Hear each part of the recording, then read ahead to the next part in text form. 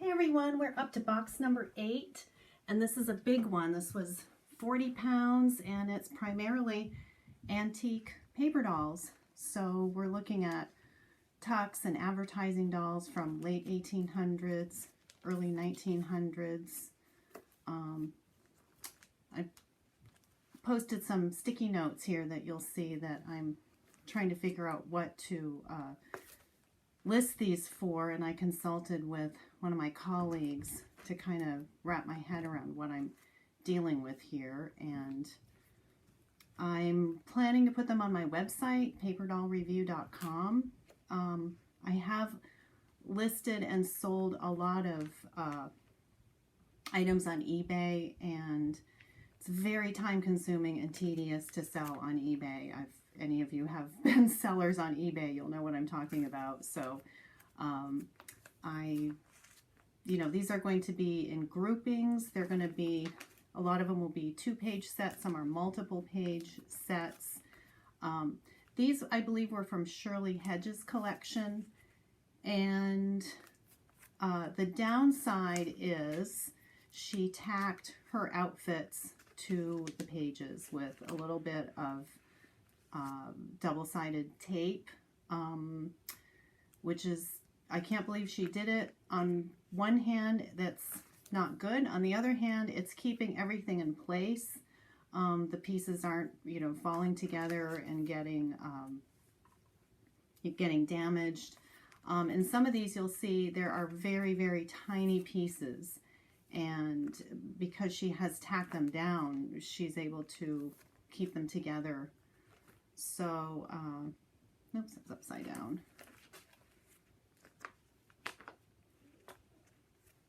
These are newspaper soldiers from Boston Sunday Globe, 1905.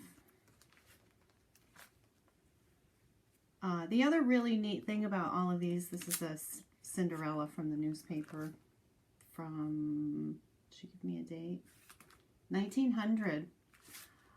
That's the other thing I love about the fact that these are in binder sleeves, because they're all, they've all got notations of where they're from, what date, how many items in a series, and that makes, makes it really nice to have that extra info. We're in a section of German embossed paper dolls from 1890, and the colors, of course, are extraordinary. This is a German family, and this is what I'm talking about here. These tiny, tiny pieces that, Shirley was able to keep together because she did, in fact, tack them down.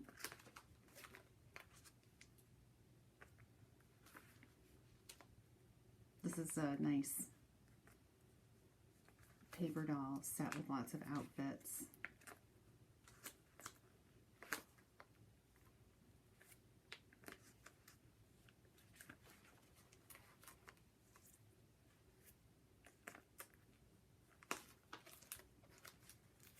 American Beauty series is what they're identified as.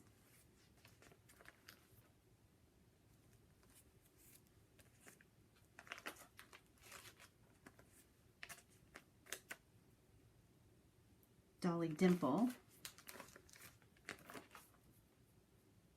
Here's another Dolly Dimple, 1915. Here's some Movy-Doll sets that are cut out. Quite a few of these stars, if you... Mary Pickford, of course. Oh, this is gorgeous.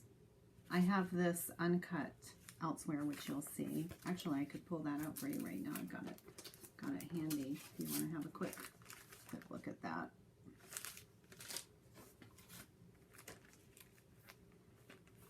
Charlie Chaplin, of course. And this is Father Tuck's Fairy Tale series. Just extraordinary detail in these costumes.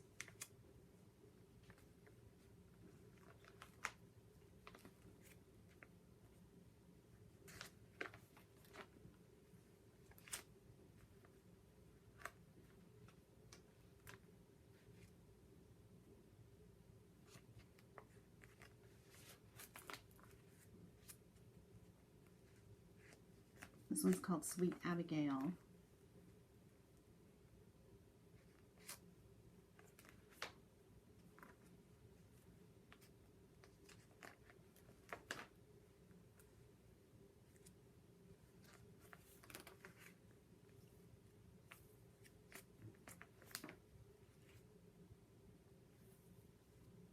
Here's Amos and Andy. I have no idea what these are worth. I put $25 on both sides here. I don't know if I'll keep it at $25, but that's what I'm thinking right now. This is really neat. This is an Elsie Dinsmore set. It's huge. Got lots of dolls and lots of clothes.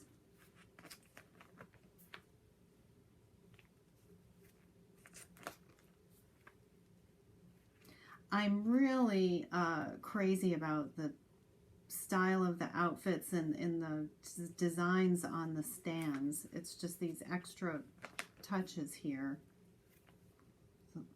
Little grass and flowers.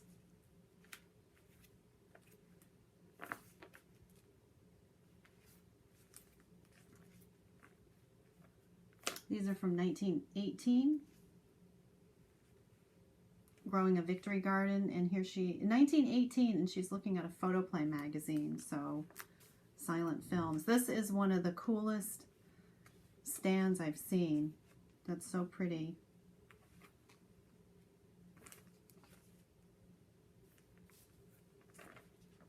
Now, here's the other thing too, is these clothes are tacked down to the same piece of paper that starts with this you know, underwear paper dolls. So in order to sell the set together, I'm just adding the advertising dolls along with it. Plus this one, isn't that cute?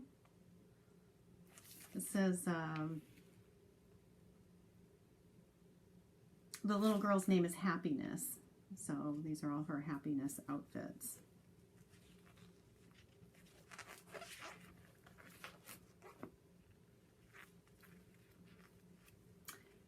Here we are, a lot of advertising dolls, not necessarily with paper doll outfits,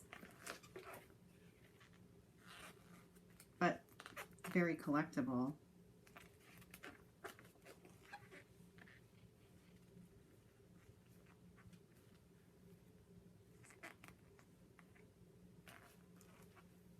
I think we're getting into some Lion's Coffee items. Oh, on the back of this, I'm kind of crazy about this, from a 1930s cereal box, farm animals. I have a fondness for farm sets and animals.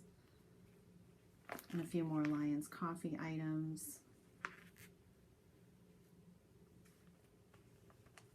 Here are two uncut sets. These are not tacked down. They're in plastic sleeves, and then the sleeve is tacked onto the backing. So those are nice.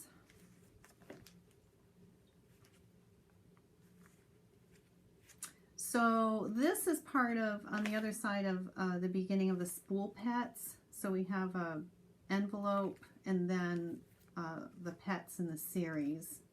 And again, I just said I liked animal paper dolls, and so I especially like these. And then we've got a little bit of the Clark's O.N.T thread dolls on the back there.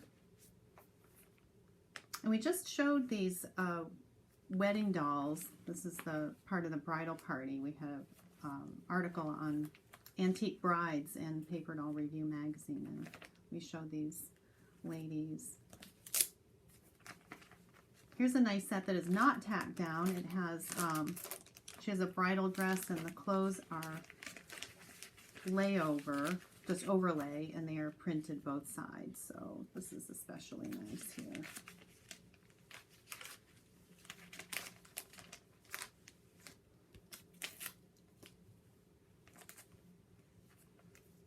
And then I don't know why here with antique, and then on the back is this random Prosperity Penny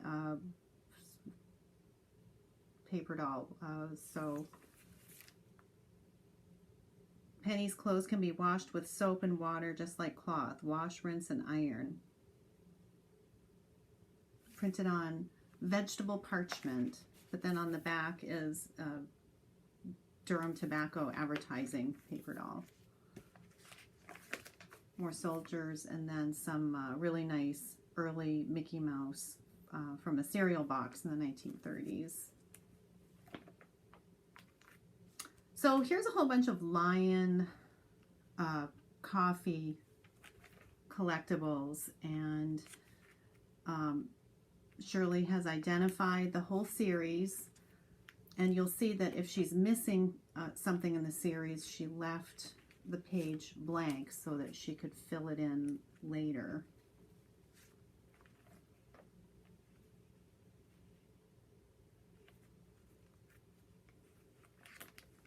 And there's one of those blank pages.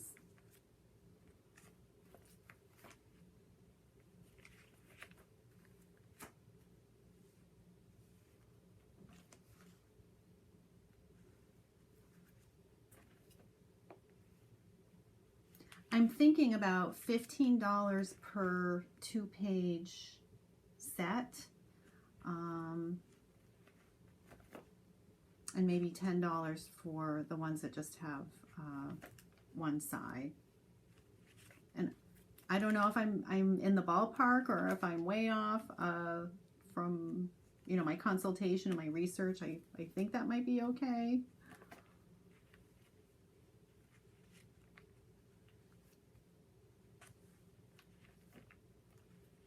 Again, keep your eye on my website, paperdollreview.com. I'm going to have a, they'll be in the Marilyn Henry estate category.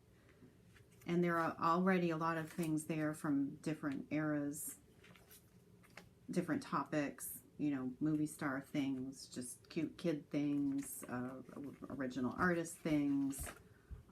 Things have been selling surprisingly quickly there. So, you know, keep your eye out, and I post things when I can. I couldn't do much during December. It was just a busy month for our regular catalog sales.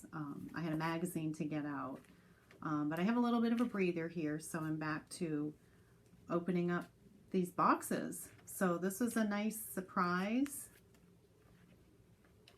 It's fun to see these museum quality collectibles here, so I hope you've had a fun time having a little glimpse at these. And that's it for now. I'm going to get back to box number 8 later on, so this is box 8 part 1.